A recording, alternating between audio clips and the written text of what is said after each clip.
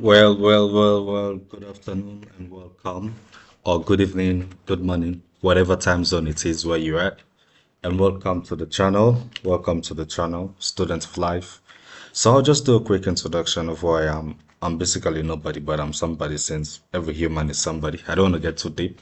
And let me get straight to the point. Joseph. I'm a software engineering student.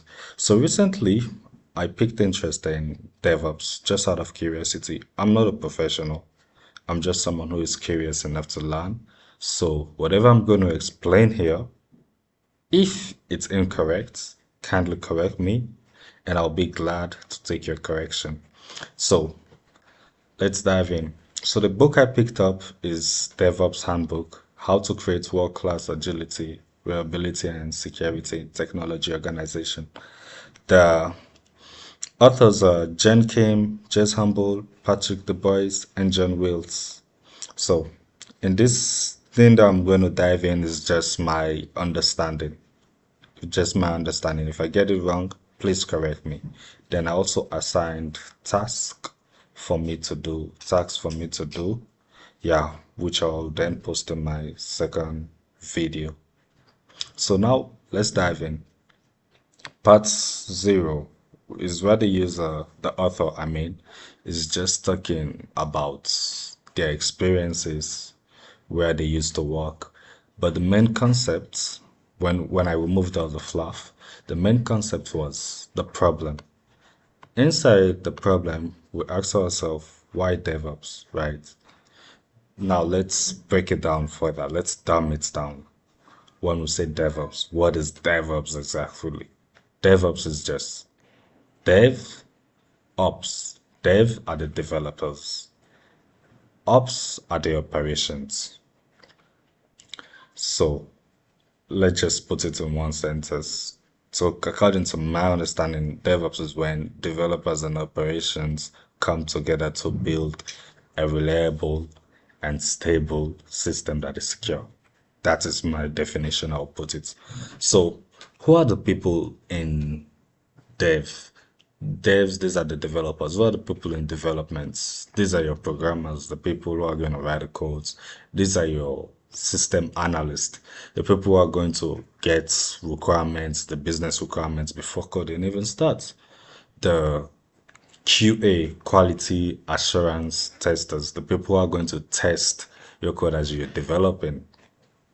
Then there's the product manager. There's the product manager. Now, who are the people in operations? Operations, these are going to be your IT support, the ones who you're going to call when system is down, when system is faulty, the ones who you're going to run to.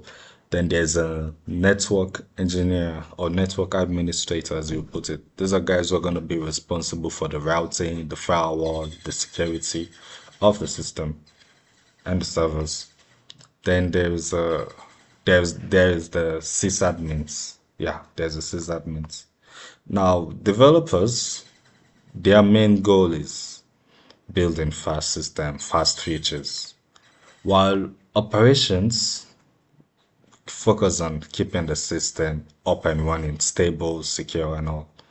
Then these disagreements between the developers want to build something fast and the operations looking at it from a point of view, will it be stable? Will it be secure? This creates a conflict. That conflict is, as this book says, it's called the chronic core conflicts. The chronic core conflicts is where the develop team wants to build something within 2 weeks. Operations be like, nah, 2 weeks is too small. We gotta do this. We gotta make sure it's up and running, which will then later now take 2 months. But without DevOps, without the development teams, there will be delays. There will be delays on the code. There will be delays when I'm saying the code on release of the application that you're working on or the team is working on. There'll be outages. According to my understanding, I'm not really sure. Outages can be like, let me say, cost of building, which would be the money, the time. Then there'll be unhappy teams since there's not much trust culture. There's not much trust culture like where everyone has different ideology. They are not on the same page, so there's not much trust culture. But with DevOps, there is speed. Speed in the sense that you build things fast, although not too fast, you build things fast with safety together, with all the logging, with all the routing, everything in place, everything is secure.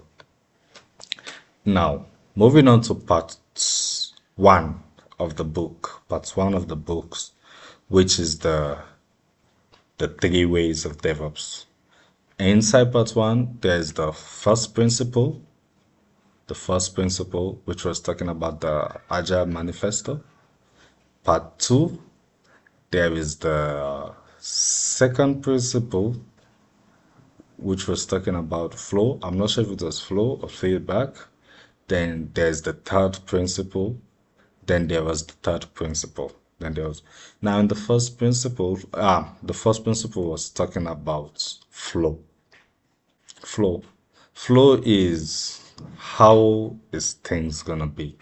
How is things gonna be? Like how are you going to make things work? How fast are you going to move it? How are you going to move it from an idea? So let's talk from an idea. It will be like, let me say, the system analyst get the business requirements, so which is the idea. Then the programmers turn it into code. The programmers are going to be the people who are going to build, the people who are going to test, monitor, turn it into code. From the code, it's now released by the release engineers to customers.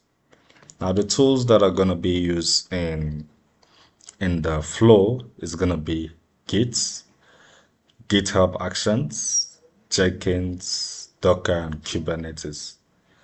Out of this, I have a slight understanding of Git and GitHub, but GitHub Actions, to be frank, I don't really know what it is. Jenkins, neither. Kubernetes, neither. So Git is where you have to track your things, make sure everything is clean before you commit. You can see your status, you can see your log, what you've worked on. Then GitHub is where your repo is, where your fellow teams can merge, pull requests, and so on and so forth. Jenkins, I'm not sure, I don't know what it is. Docker is where you ship your code, if I'm not wrong. Kubernetes, neither. Now, the water pipe is just an analogy. Just an analogy. It's like, how water pipes are, where water flow from the reservoir to your house. The pipes are built in a way it doesn't clog, so there are small batches connecting to the main side. The second principle, which talks about feedback. This is where you catch problems early. You learn about the problems quickly and you resolve them. So this is why you catch let me say downtime errors and so on and so forth. The tools here use Selenium, Prometheus, Grafana, ELK, Senitree. I don't know about either of these tools, but again, like I said, I'm not a professional, I'm a learner. So if you're a professional and you happen to stumble upon my video, or you happen to comment, I will gladly take your corrections. The third way principle is continuous improvements, safe failures, and experiments. Continuous improvement comes from continuous monitoring. You gotta monitor how things are going in your application. The safe failures and experiments, the tools here use are Darkly, Feature Flags, Chaos Monkey, Jira Conflicts. Roles and responsibility. Development, devs. These are the software devs. The build features, let's just use like a bank where you have to make a loan button, a quick loan button.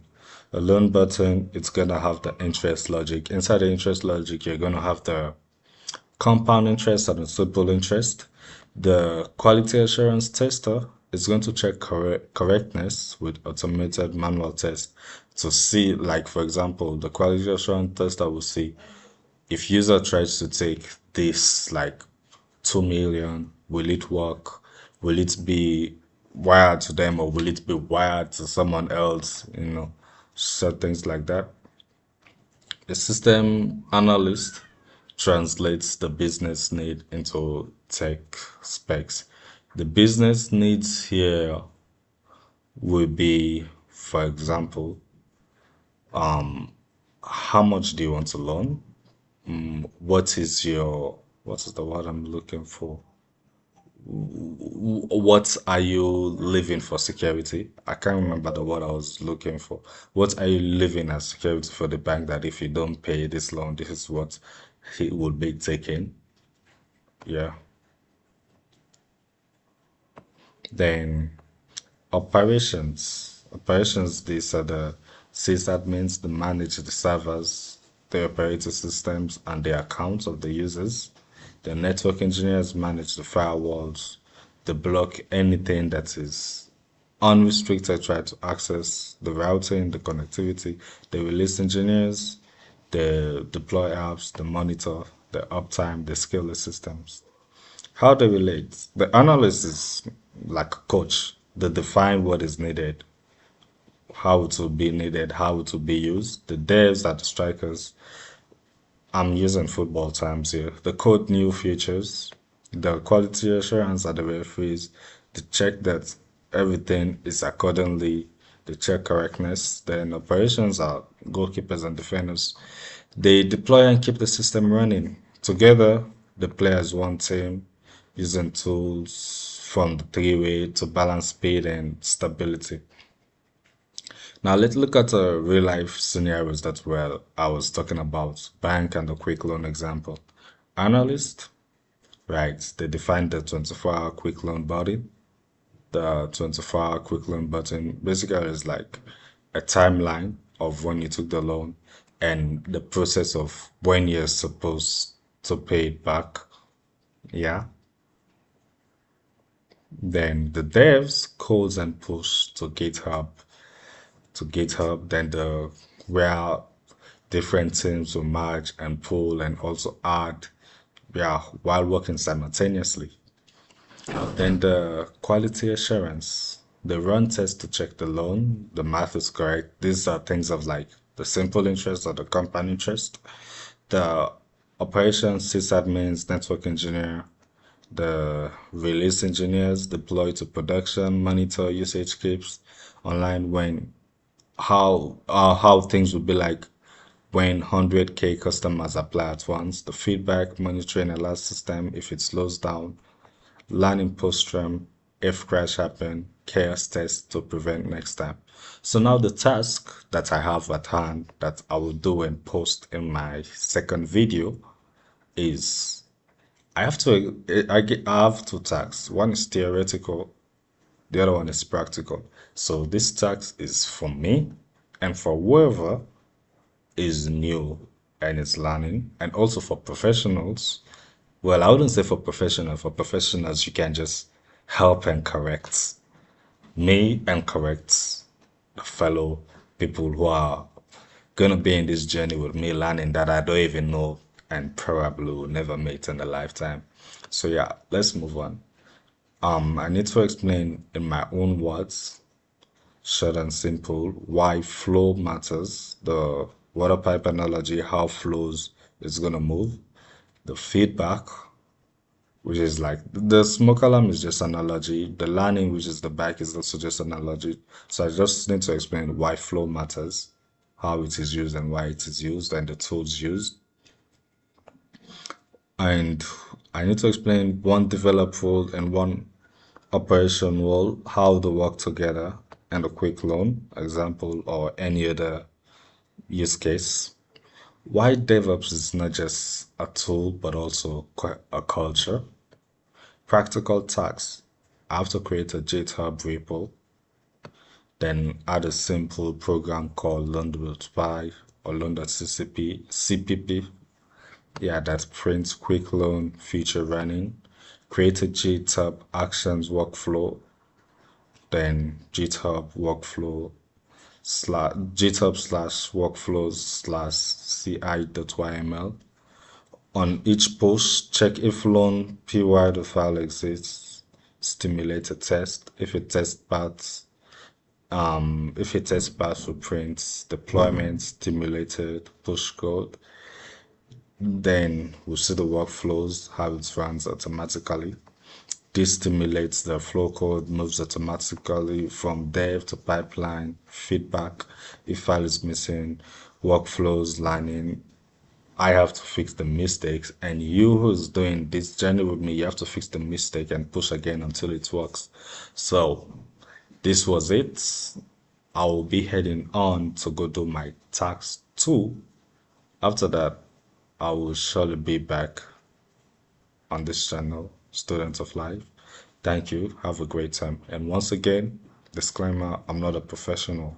So whatever I explained wrongly, kindly correct me down in the comments below.